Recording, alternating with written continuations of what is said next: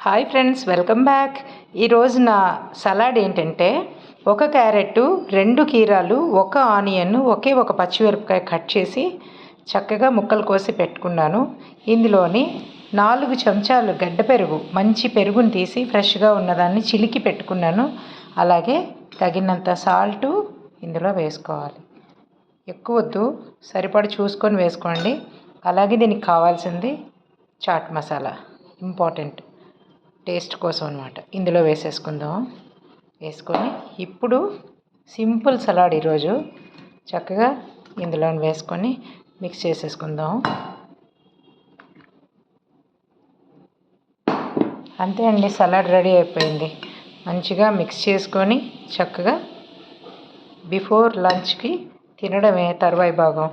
అలాగే మీరు కూడా మంచి సలాడ్ చేసుకోండి. ఎవ్రీడే లంచ్లో కానీ మీల్లో కానీ తప్పనిసరిగా తినండి. నచ్చిందా మరి? ఓకే, లైక్ చేసి షేర్ చేసి సబ్స్క్రైబ్ చేయండి.